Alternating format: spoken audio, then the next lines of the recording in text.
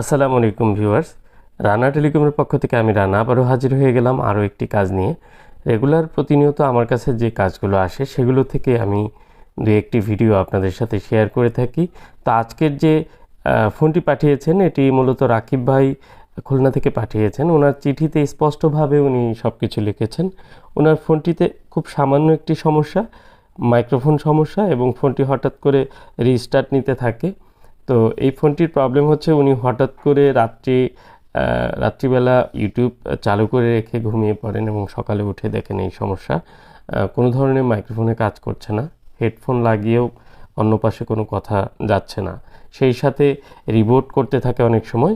তো এই ফোনটি আসলে উনি পুরাতন কিনেছিলেন, সে কারণে ফোনের ভিতরের হিস্টোরি হয়তো ক্লিয়ারলি জানেন না। তো আমি ফোনটি চেক করে নিচ্ছি এবং ফোনটি কিন্তু অন রয়েছে। আরেকটি বিষয় হচ্ছে, রাকিব ভাই ইতিপূর্বে আমার কাছে প্রচুর পরিমাণে বিভিন্ন লোক পাঠিয়েছেন যারা সরাসরি আমার কাছে এসেছেন। অনেকে সিপিইউ রিপ্লেস করে নিয়েছেন, নতুন সিপিইউ, এবং অনেকে রিবোলিং করিয়েছেন। আর রাকিব ভাই আসলে অনেক আগে থেকে আমার ভিডিওগুলো দেখতেন, যে কারণেই আমার প্রতি একটি বিশ্বাস বা আস্থা ছিল। আর সেই জায়গা থেকেই উনি অনেককে পাঠিয়েছেন, আর সবাই ভালো রেজাল্ট পেয়েছে। এই ফিডব্যাকটি পাওয়ার কারণে উনি কিন্তু একটা অন্যরকম বিশ্বাস আমার প্রতি রাখেন। তো যা হোক, আমি ওনার ফোনটি আজকে চেক করব ওপেন করে, যে অ্যাকচুয়ালি ফোনটির কী কন্ডিশন রয়েছে, ফোনটিতে কোনো কাজ করা হয়েছে কি না, এবং ফোনটির যে মাইক্রোফোন প্রবলেম, খুব তুচ্ছ একটি প্রবলেম মনে হতে পারে, কিন্তু এটিও অনেক সময় অনেক বড় প্রবলেম হয়ে যায়। তো দেখুন, এই ফোনটিতে এর আগে কাজ করা হয়েছে এবং কে লেখা আছে, আর ফোনটির উপরে স্ক্রুগুলো দেখে মনে হচ্ছে যে ফোনটি রিপেয়ার করা হয়েছে অবশ্যই। তো আমি এবার ফোনটির যে ঢাকনাটি রয়েছে পেছনের, সেটি ওপেন করে নেব এবং মাদারবোর্ডের কন্ডিশনটি দেখব, সেই সাথে মাইক্রোফোন প্রবলেমের বিষয়টি দেখব। তো দেখুন, এই যে ফোনটির উপরের কন্ডিশন ভালোই, তবে প্রত্যেকটি বিষয় আমাকে কিন্তু চেক করতে হবে যে কোথাও কোনো প্রবলেম রয়েছে কি না। আর উনি কিন্তু চিঠিতে লিখেছেন বা আমাকে জানিয়েছেন যে রাতের বেলা যখন ইউটিউব চালু করে রেখে ঘুমিয়ে পড়েন, সকালে উঠে দেখেন চার্জ একেবারে লো, মানে 1% চার্জ আছে, তখন উনি চার্জে লাগান। সেই সাথে উনি একটি কল দেন, কল দেওয়া মাত্রই দেখতে পান যে অন্য পাশে কথাটি শুনতে পাচ্ছে না। পরবর্তীতে ফোনটি বন্ধ হয়ে যায়, ফোনটি অন করার চেষ্টা করেন এবং অন করে ফোনটি পরবর্তীতে আর মাইক্রোফোনে কোনো কাজ করছে না। এমতো অবস্থায় হঠাৎ করে ফোনটি আবার রিবোটও করতে থাকে।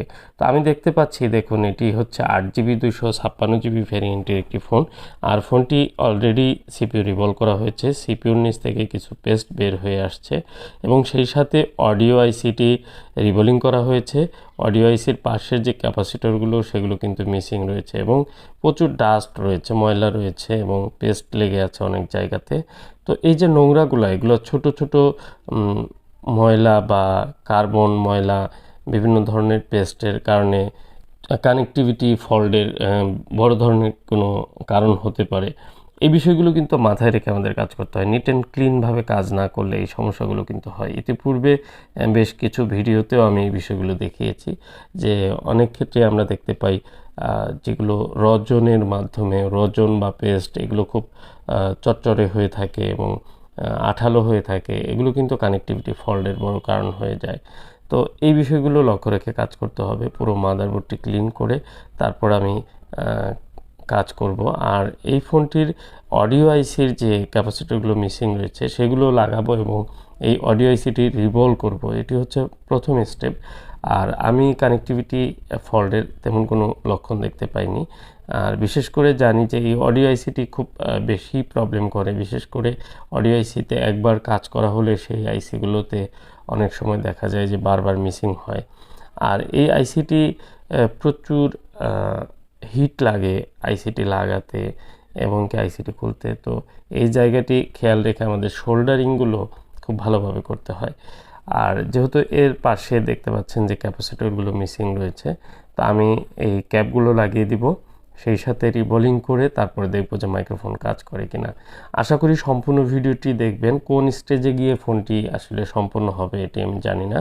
এমনও হতে পারে এই ফোনটির সিপিইউ রিবোলিং করতে হবে, হতে পারে আরও অনেক কিছু করা লাগতে পারে। তো সেই সাথে আমি আরও কিছু বিষয় চেক করব। তো আমি প্রথমে অডিও আইসিটি খুব ভালোভাবে ক্লিন করে এবং কি সেটিকে রিভলভ করে লাগাবো, কারণ এই ফোনটি একদম ভালো ছিল, রানিং ছিল, কিন্তু হঠাৎ করেই কিন্তু এই আইসিটি কাজ করছে না। আর অডিও আইসি থেকে মাইক্রোফোনের প্রবলেম অনেক সময়ই হয়ে থাকে, আমরা দেখেছি। সাধারণত মাইক্রোফোন, এই ফোনগুলোর মাইক্রোফোনের প্রবলেম হয় না এবং সকেট, রেবন এগুলো সব ঠিকঠাক রয়েছে। তো এই কারণে আমি কিন্তু আগে অডিও আইসিটি রিবোলিং করে লাগাচ্ছি। দেখুন, অলরেডি আমি কিন্তু অডিও আইসি রিবোলিং করে ইনস্টল করছি এবং কি পাশে যে ক্যাপগুলো এগুলো কিন্তু লাগিয়ে নিয়েছি।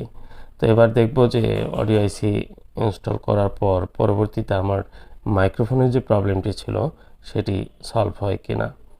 আশা করি ভিডিওটি সম্পূর্ণ দেখবেন, আর ভিডিওটি দেখে আপনাদের ভালো লাগলে অবশ্যই লাইক করে যাবেন। আর যারা নতুন আজকে এই ভিডিওটি দেখছেন তাদেরকে বলবো যে আপনারা চ্যানেলটি অবশ্যই সাবস্ক্রাইব করবেন, কারণ আমরা অনেকেই অনেক ধরনের ফোন ইউজ করি। সেটি স্মার্টফোন, প্রত্যেক মানুষেরই এখন একটি স্মার্টফোন না হলে চলেই না, কিন্তু সেই ফোনগুলোর বিভিন্ন ধরনের সমস্যা কিন্তু হচ্ছে। যে সমস্যাগুলোর ক্ষেত্রে আমরা অনেকে আছি, আমরা না জেনে না বুঝে সেগুলোর প্রবলেমগুলো আমরা আইডেন্টিফাই না করতে পারায় ফোনগুলো নিয়ে কিন্তু আমরা অনেক ভোগান্তিতে পড়ি এবং এক সময় দেখা যায় ফোনগুলোর প্রপার ট্রিটমেন্টের অভাবে অনেক ফোনই ড্যামেজ হয়ে যাচ্ছে। তো একটি বিষয় হচ্ছে যে আপনার স্মার্টফোনের প্রবলেমগুলো সম্পর্কে যদি আপনার নলেজ থাকে এবং সেটি ট্রিটমেন্ট সম্পর্কে নলেজ থাকে, তো আপনি অনেক এই বিষয়ে হেল্প পাবেন, যে পরবর্তীতে আপনি এই ফোনটিকে রিপেয়ার করার জন্য কী পদক্ষেপ নিতে হবে সেটি আপনার জানা থাকবে। তো যা হোক, আজকে যে ফোনটি রিপেয়ার করছি এটি হচ্ছে মাইক্রোফোনে মূলত প্রবলেম। তো মাইক্রোফোনের প্রপারলি কাজ করে না, দেখুন একটি বিপ দিয়ে চলে যায়, তো তারপরে একদম সোজা লাইন দেখতে পাচ্ছি আমরা, কোনো ধরনের মাইক্রোফোনের রিডিং নেই, ভালো কোনো রেসপন্স নেই। তো এই মাইক্রোফোন প্রবলেমটির জন্য আমি প্রথমে অডিও আইসিটি যেহেতু রিভলভ করলাম এবং প্রবলেম কিন্তু সলভ হলো না, সেম একই কন্ডিশনে আছে। তো পরবর্তী স্টেপ আমার কী করণীয় সেই বিষয়ে অবশ্যই ডায়াগনোসিস করতে হবে। তার এই ফোনটি আমি অলরেডি কিন্তু এই ফোনটির বেসিক জিনিসগুলো কিন্তু আমি চেক করে নিয়েছি। তো আরেকটি বিষয় আমি চেক করব, যেহেতু মাইক্রোফোনের লাইনের যে মানগুলো এগুলো কিন্তু সব ঠিকঠাক রয়েছে, তো আমি আরেকটি বিষয় চেক করব, সেটি হচ্ছে আরেকটি একই ফোনের ডিসপ্লে প্যানেলে বসিয়ে আমি একটু চেক করব। এতে করে আমার আরেকটি বিষয় ক্লিয়ার থাকবে। অনেক সময় দেখা যায় ডিসপ্লে প্যানেলে বা লজিকে, রেবনে কোনো ধরনের ফল্ট থাকলেও কিন্তু এই প্রবলেমটি হয়। আর এমনিতে আমি দেখতে পাচ্ছি যে ফোনটির মোটামুটি সব কিছু ক্লিয়ার আছে, কোনো সমস্যা নেই। তো অডিও আইসি এর আগে যেহেতু কাজ করা হয়েছিল, সিপিইউ রিবোলিং করা হয়েছে, বিভিন্ন কাজ করলে দেখা যায় যে অনেক সময় এই সিপিইউ রিবোলিং করতে গিয়ে কিন্তু অনেক প্রবলেম ফেস করেন অনেকে। আর এই অডিও আইসি থেকে আরেকটি প্রবলেম রয়েছে, সেটি হচ্ছে একদমই যে পোকো লেখা এসে আটকে থাকে লম্বা সময় এবং কোনো ধরনের সাউন্ড থাকে না, এমআইইউআই লোগোতেও অনেক লং টাইম আটকে থাকে। এই প্রবলেমটি কিন্তু এই অডিও আইসি থেকে হয়, ইতিপূর্বে অনেকবার বলেছি। আর দেখুন, আরেকটি ডিসপ্লে প্যানেলে বসিয়েছি, এটি কিন্তু অন্য একটি ফোনের ডিসপ্লে প্যানেল। তো এই ফোনটিতেও আমি দেখতে পাচ্ছি সেম কন্ডিশন, সেম একই রকম রয়েছে এবং কি স্পিকার ঠিকই কাজ করছে, বাট মাইক্রোফোনের কোনো নয়েজ কিন্তু নেই। মাইক্রোফোনের যে রিডিং নয়েজটি সেটি কিন্তু টোটালি নেই। তো আমরা দেখব এবার যে সিপিইউর যে প্রবলেমটি, সিপিইউ থেকে অনেক সময় মাইক্রোফোনের লাইনে প্রবলেম থাকে, যে কারণে কিন্তু মাইক্রোফোন কাজ করে না।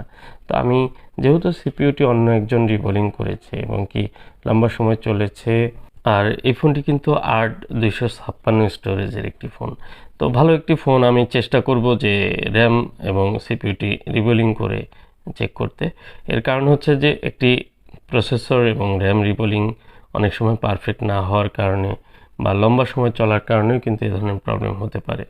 তো আমি খুব স্মুথলি এই র্যাম এবং সিপিইউটি রিমুভ করে তারপর রিবোলিং করে নেব। প্রথমে আমার একদম নিট অ্যান্ড ক্লিনভাবে পরিষ্কার করে নিতে হবে, কোনো ধরনের সন্দেহ রেখে কাজ করলে চলবে না। আমি চেষ্টা করছি যে একদম পরিষ্কার ক্লিন করে তারপর আমি প্রসেসরটি ইনস্টল করব এবং প্রত্যেকটি লাইন বল সব ঠিকঠাক রয়েছে এবং ইতিপূর্বে যিনি কাজ করেছিল খুব সুন্দর কাজ করেছে। তো প্রসেসরের নিচে কিন্তু ক্যাপগুলো নেই, আর অনেক সময় এই ক্যাপগুলো অনেকেই রিমুভ করে ফেলেন রিবোলিংয়ের জন্য। তো যদিও এই ক্যাপগুলো না থাকলেও কোনো সমস্যা নেই, তারপরে আপনার ফোনটি ঠিকঠাক মতোই চলবে। তো আমি অলরেডি রিবোলিং করে তারপরে ইনস্টল করছি।